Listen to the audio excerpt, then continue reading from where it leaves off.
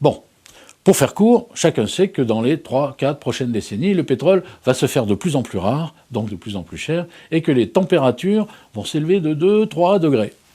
Voilà, ça c'est dit. Dans les régions de montagne, ces prévisions peuvent être vécues comme des promesses de catastrophe ou comme une chance. Tout dépendra de la manière dont on fera face à ces changements. Démonstration. Une grande ville, Grenoble. Une vallée, le Grésivaudan, avec sa rivière, l'Isère. Une chaîne de montagnes avec ses balcons hérités des anciens glaciers, ses alpages et ses hauts sommets. À mi-chemin entre la ville et les sommets, un village de moyenne montagne, Revel. Cet ensemble forme une portion de territoire comme il en existe dans toutes les zones montagneuses. Il sera notre terrain d'observation et d'expérimentation. Belle donne. Même si cette montagne semble ne pas avoir bougé depuis la nuit des temps, elle a pourtant changé de visage de nombreuses fois sous l'influence de l'activité des hommes qui l'ont occupée. Au XVIIIe siècle, on y pratique l'agropastoralisme, un mélange d'agriculture et d'élevage. La montagne est donc le lieu de travail d'une communauté paysanne qui l'exploite presque entièrement jusqu'à la limite des sommets. Dans le village, les maisons sont serrées les unes contre les autres pour ne pas gaspiller les bons terrains cultivables. Au XIXe siècle, Aristide Bergès a l'idée lumineuse d'utiliser l'eau et les pentes de la montagne pour faire tourner des machines dans les usines qu'il installe dans les vallées. La montagne entre dans l'ère industrielle. Au XXe siècle, grâce aux chemins de fer puis aux automobiles, une grande révolution transforme à nouveau la montagne. L'avènement du tourisme et des loisirs de masse. Villégiature, thermalisme, randonnée, ski, sport d'air et de glisse attirent des milliers de citadins venus s'aérer et sillonner ses flancs été comme hiver. Et plus les visiteurs occasionnels affluent, plus les habitants historiques abandonnent peu à peu leurs exploitations. L'agriculture continue donc de régresser et de grands pans de montagne se laissent gagner par la forêt ou les équipements de loisirs. Autrefois jalousement préservées, les bonnes terres agricoles accueillent les premières maisons d'habitation. Côté énergie, avec les milliers de voitures qui arpentent sans relâche les routes sinueuses et les milliers d'équipements et de constructions nouvelles qu'il a fallu ériger pour accueillir tous les visiteurs, le roi pétrole produit des scores vertigineux.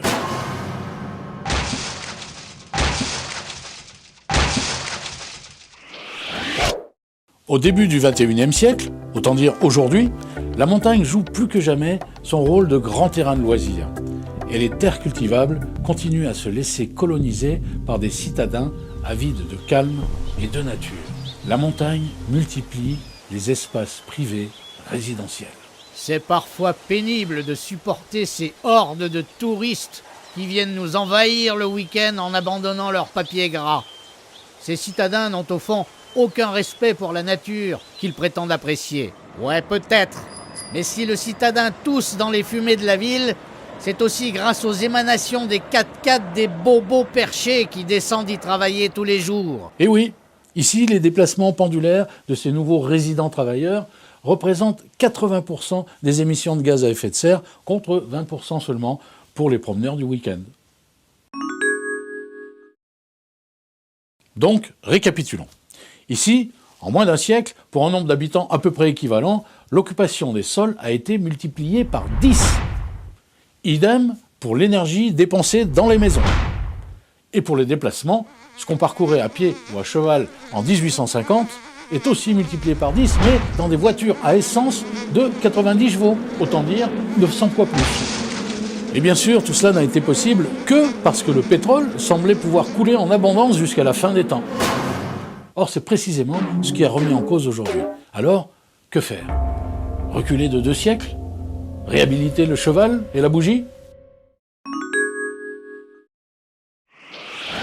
L'examen chiffré de cette portion de territoire nous a montré que les grandes mutations technologiques ont toujours été accompagnées de grandes mutations sociales, de changements progressifs mais radicaux dans les modes de vie.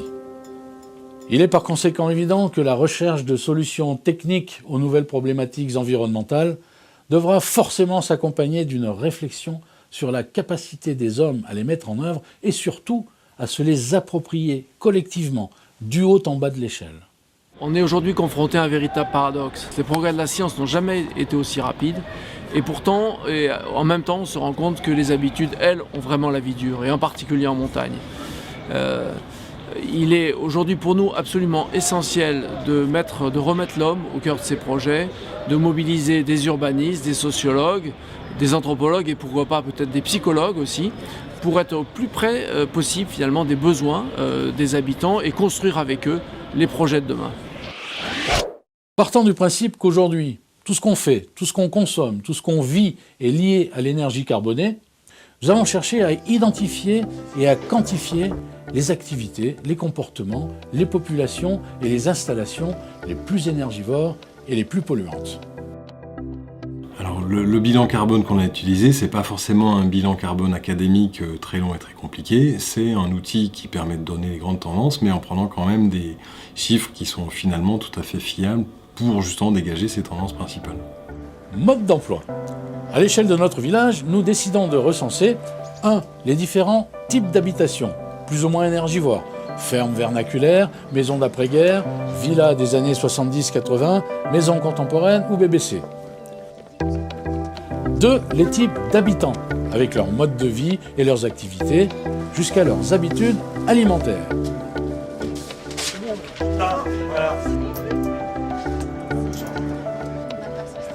Et enfin, les cycles de déplacement des uns et des autres. En croisant ces statistiques, on obtient des résultats qui permettent d'identifier les lieux et les activités les plus énergivores et du coup d'ouvrir le champ de la réflexion pour les corriger avant de les améliorer.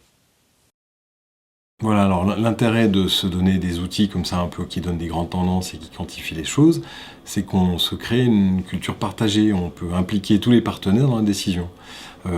Sachant que voilà, ça devient un outil, on voit bien que si on appuie d'un côté, ça augmente de l'autre, que sur un autre côté, ça va faire baisser telle activité. Et donc du coup, on voit qu'on n'a pas la solution parfaite, mais qu'on est dans un espèce de compromis, et tout le monde a son mot à dire sur le meilleur arbitrage de ces compromis. La question est donc, quelle montagne voulons-nous léguer à nos enfants ? Une montagne privée, réservée à quelques heureux propriétaires, comme sur certaines portions de littoral ? Une montagne sanctuaire, à l'accès très réglementé ? Ou une montagne rêvée, capable de donner ce qu'elle a durablement à ceux qui sauront inventer les nouvelles façons de l'aborder ? 3 scénarios ont été envisagés. 1. Le scénario de la continuité. On ne refait pas le monde, on prolonge simplement les schémas de développement du poste de la commune, en veillant toutefois à améliorer les performances énergétiques des constructions. Finalement, c'est le scénario de l'individualisme. On pourrait l'appeler aussi « après moi le déluge ». Les tendances s'aggravent, on continue à consommer sans réfléchir les derniers lopins de terre qu'on emprunte encore, là une fois encore, aux générations futures. Insidieusement, on crée un faux village, on crée même une sorte de banlieue résidentielle à la montagne, une sorte de fausse ville qui n'est ni la ville ni le village. On a perdu la mixité relationnelle, la mixité sociale, la mixité fonctionnelle, il n'y a plus d'activité. Une grande banlieue pour quelques privilégiés dans la montagne. Donc je crois que c'est véritablement le mauvais scénario. 2. Le scénario du repli.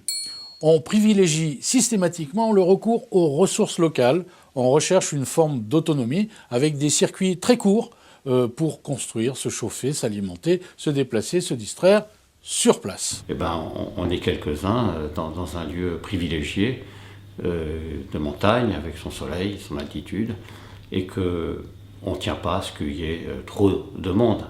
Donc, qui a pour conséquence de limiter la venue des autres en termes d'urbanisme, en termes de construction nouvelle ou en termes d'équipements nouveaux, mais également en termes d'accueil de gens qui sont susceptibles de profiter de la montagne, ceux de la ville, ceux de la vallée en bas, pour se ressourcer, mais on est bien entre soi. C'est une illusion de vivre seul, de vivre isolé, alors que toute la société, jamais de tous les temps, les hommes n'ont vécu seuls. Ils sont toujours dans l'échange, autrefois, aujourd'hui et demain. Et 3. Le scénario de l'ouverture. On envisage toutes les initiatives permettant d'organiser des rencontres, des échanges entre plaine et sommet, entre riverains et visiteurs, retraités et travailleurs, en mutualisant équipements et services. Finalement, il y a beaucoup de place là-haut. On pourrait peut-être imaginer un prolongement de la ville, une extension sur les hauteurs. On pourrait quand même imaginer une nouvelle technologie qui permette aux gens qui descendent de produire de l'énergie pour remonter. La forêt a progressivement envahi nos pentes. Est-ce qu'elle ne pourrait pas servir de ressource pour bâtir nos projets ? Pour les équipements publics, par exemple la mairie, la bibliothèque, la salle pour les associations, de mettre tout le monde sous le même toit, et comme ça on économise du foncier. Sur les versants bien exposés, des jardins pour nourrir les villes. On arrive à retrouver une organisation qui fasse cité dans ces territoires. Il faut réfléchir en fait à une économie industrielle, commerciale, de loisirs, à réfléchir, et je crois que la montagne est encore un territoire d'invention pour ça.